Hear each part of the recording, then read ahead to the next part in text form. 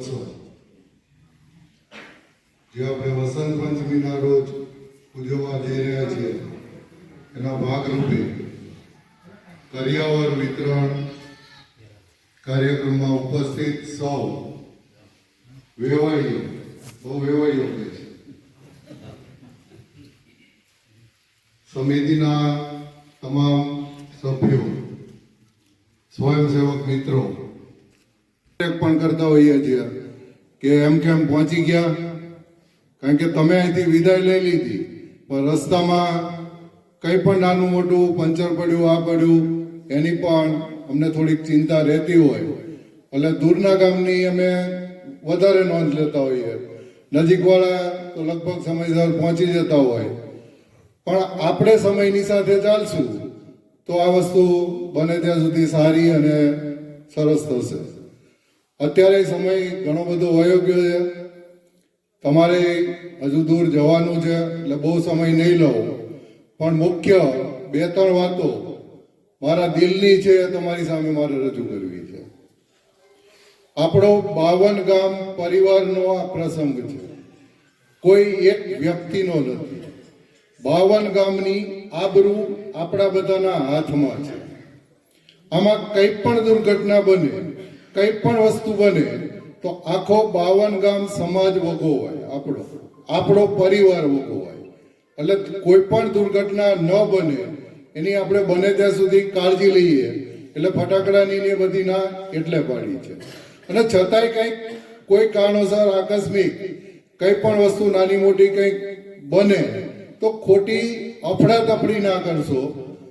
એના માટેની તમામ નાનું મોટું ધારો કે ક્યાંક ગવનમાં કુંડમાં કંઈક થયું અને કપડું સળગ્યું તો ફાયર સેફટીની બધી વ્યવસ્થા છે, એટલે તરત સ્વયંસેવકને તમે કહેશો એટલે બધી વ્યવસ્થા થઈ જ જશે.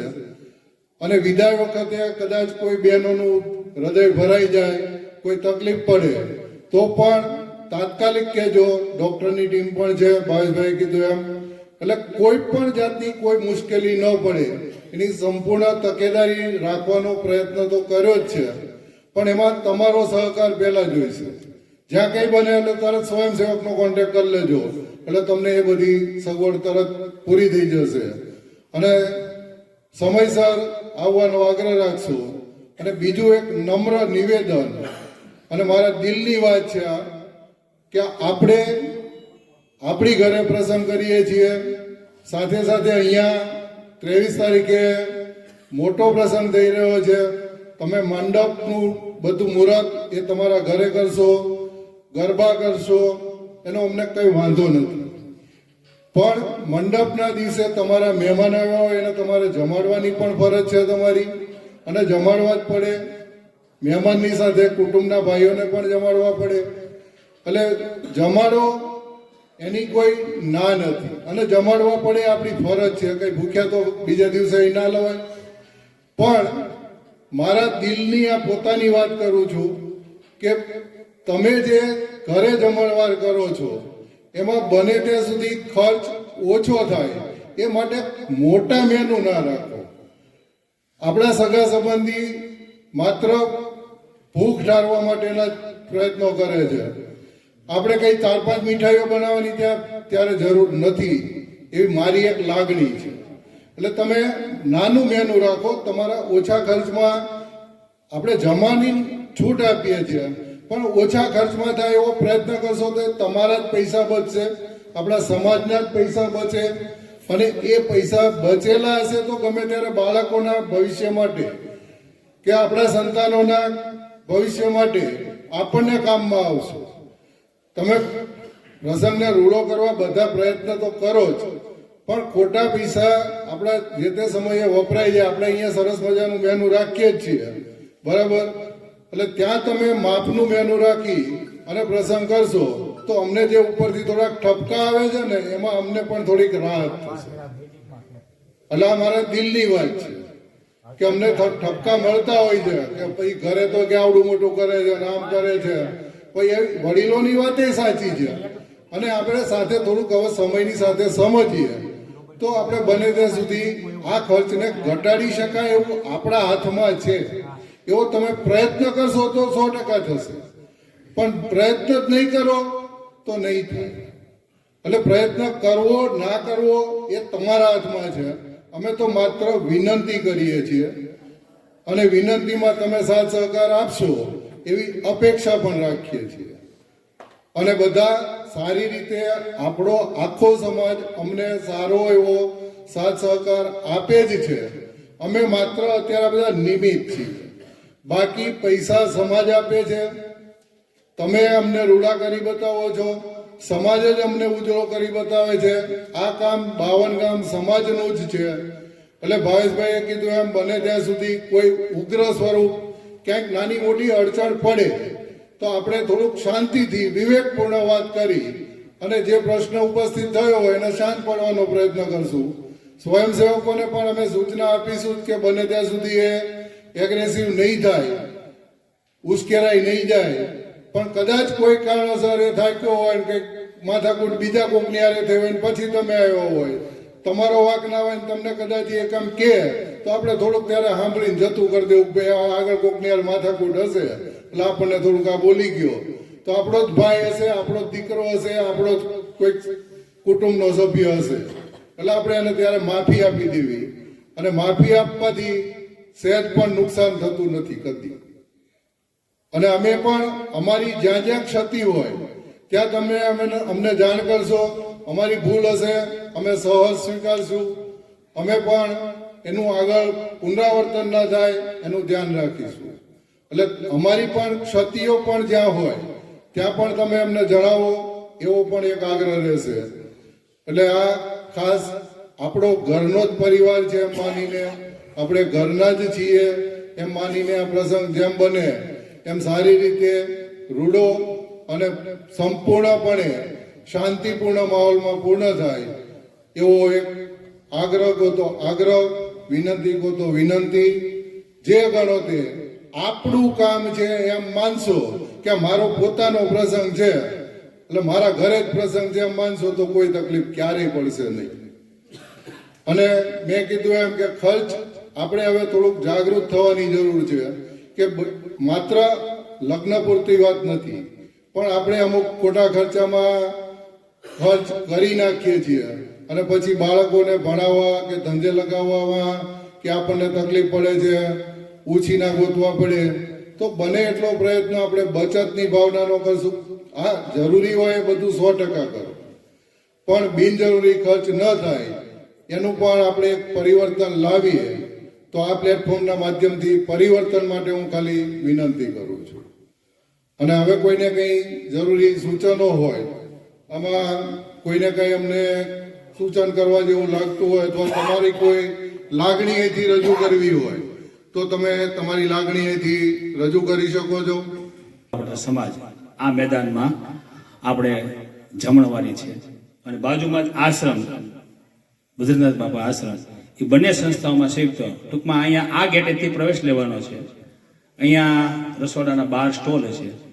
અહીંયા બહારની સાઈડમાં જમી, 12 ડીશ મૂકી અને આશ્રમના અંદરના ગેટમાં પાણી અને બીજી કઈ જે કઈ વ્યવસ્થા હોય એ વ્યવસ્થામાંથી પછી આપણે પાછા રોડ ઉપર મેઇન ગેટે આવી જવાનું છે. એટલે એક આ તમને કહેવાનું હતું, વરઘોડિયા માટે એની અલગ વ્યવસ્થા આપણે રાખી. મેનુ તમામને એક છે. આ હોલ છે એની અંદર માત્ર વરઘોડિયા ને આપણે બેસાડીશું કારણ કે એક દિવસના વરરાજા છે જેમના માટે આપણે આખો પ્રસંગ છે એટલે એમને બેસીને જમી શકે એવી વ્યવસ્થા. અને ખાસ આપણા કોઈ દાતાઓ કે આપણા આગેવાનો જે વડીલો આવે છે એમને બેસાડવા માટેની વ્યવસ્થા છે. બાકી મેનુ તમામ પરિવાર માટે એક જ સરખું છે. અહીંયા બેસો કે બહાર બેસો, મેનુમાં કોઈ ફેર નથી. એક માત્ર વરઘોડિયાને બેસવાની વ્યવસ્થા અને એક વડીલોને બેસવાની વ્યવસ્થા માટે આટલી વ્યવસ્થા આપણે અલગથી રાખી છે. બીજું, આપણે જ્યારે 5 વાગે આવીએ, જે મહેમાનો જમવું હોય જમીએ, અથવા તો ભલે આપણે માંડવાની સામે જાય ત્યાં એમનો આખી વિધિનો કાર્યક્રમ શરૂ થઈ જાય પણ ભાઈઓએ બધાએ સભામાં એટલા માટે બેસવાનું છે, આપણા વડીલો, આપણા દાતાઓ જે તમામ આવ્યા હોય તો આ એક જ તક હોય છે આ એક માધ્યમથી કે જે માધ્યમથી આપણે એમને વાત સાંભળી શકીએ, એમને કંઈક વાત કરવી હોય તો આપણે વાતને સમજી શકીએ અને સમાજમાં આખો સંદેશ જાય અને દાતાઓને પણ આપણે પ્રોત્સાહન આપી શકીએ. એટલા માટે એ સભાની અંદર આપની હાજરી આવશ્યક છે. તો એની અંદર બધાએ બેસવાનું છે. વરરાજાની મોટરની વ્યવસ્થા આપણે સામેના કાંતિભાઈ ઘોડાસરના ખેતરમાં છે, પણ એ વ્યવસ્થા આખી અલગ હશે, જ્યાં માત્ર વરાજાની મોટર હોય છે, બીજા કોઈની મોટર નહીં હોય. અને એ મોટરનું ધ્યાન રાખવાવાળા પણ અમારે 2 ભાઈઓ હોય છે. એ એવું ધ્યાન રાખનાર હોય છે. એ દર વર્ષની એ સમિતિને ધન્યવાદ એટલી તો જ્યારે બિલમાં હવા પણ ચેક કરે, એટલે વિદાય વખતે કદાચ કોઈ પ્રસંગ એવું કદાચ બને પંચર, તો તે પહેલા એ વસ્તુથી ઘટનાથી જાણકારી આપી શકે કે તમારી મોટરમાં આ પ્રોબ્લેમ છે, ટાયર બદલો અથવા પંચર કરાય હવે. એટલે ત્યાં સુધીની વ્યવસ્થા થઈ શકે. બીજા કદાચ મહેમાનો બધાની મોટરમાં ન જોઈ શકાય, પણ આ વરરાજાની મોટરમાં તો દર વખતે જોવાય છે. એટલે એ વ્યવસ્થા એની અલગ છે. કરિયાવર આજે વિતરણ કર્યું, એ કરિયાવર વિતરણ જે કામને શીખવે.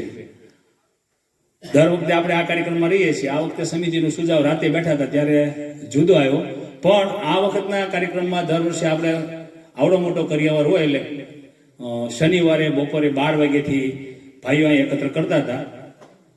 કોઈને ગામમાંથી કીધું નહોતું, પણ કેટલા ઈસમોમાં 100 જેટલા થઈ ગયા છે. 50-100 જેટલા ગામમાંથી આમ ઉમંગ જ આવ્યા રાખે. જ્યાં જ્યાં બધી અલગ અલગ વસ્તુ પડી હતી, ટ્રેક્ટર લઈને આવી ગયા, માણસો આવી ગયા અને બધું ગોઠવી દીધું. પણ એમનું ધ્યાન રાખવા માટે અહીંયા આખી રાત 5 ભાઈઓને, એમના નામ નથી જાહેર કરતો, પણ એ 5 ભાઈઓને ખરેખર દિલથી એક ધન્યવાદ આપી દો. આખી રાત સવાર સુધી અખંડ એને એક મટકું માર્યા વગર ધ્યાન રાખ્યું. બીજું તમારું કોઈને સૂચન હોય તો એક સૂચન આવ્યું હતું, એ આવતા વર્ષથી અમે એને નોંધ લઈ અને એ પ્રમાણે અનુસરશું. સૂચન એવું હતું કે અમે ભોજન પાસ અને કંકોત્રી આપીએ છીએ, તો એના માટે એક થેલી રાખવી જોઈએ. કારણ કે આપણા વડીલો હતા ને, તો ગામમાં ખરીદી કરવા હતા તો થેલી લઈને જતા. ત્યાર પછી આ જનરેશનને ગામમાંથી જબલા મળી જાય છે, એટલે આપણે કદાચ શાકભાજી લેવા જઈએ, કરિયાણું લેવા જઈએ, આપણે કશું હાથમાં લઈને જતા નથી. એવું જ અહીંયા આપણે બન્યું, એટલે આપણે અહીંયા જે ભોજન પાસ અથવા કંકોત્રી આપવી પડી. તો આવતા વર્ષથી અમે એ ખાસ મુદ્દો અત્યારે લખી લીધો છે સાહેબ આપણે, કે થેલીની વ્યવસ્થા કરશું. એવું કોઈ સૂચન હોય તો શક્ય બને તો આપણું કાર્ય સારું થાય, તો એવું આવકાર્ય છે. હોય તો તમારામાંથી કોઈને સૂચન કરવું છે, કશું કેવું છે?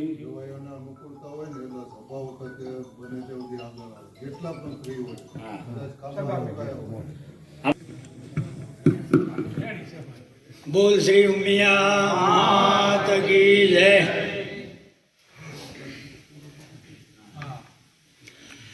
અત્રે ઉપસ્થિત કન્યા પક્ષના વડીલો, માતા પિતાઓ તથા વર પક્ષના તમામ જે આપણે આવેલા ભાઈઓ, એના માતા અને પિતા, જેઓનું તમે આ સમયે તમારો કિંમતી સમય કાઢી અને આ હાજરી આપી, એ બદલ તમારો ખૂબ ખૂબ આભાર માનું છું.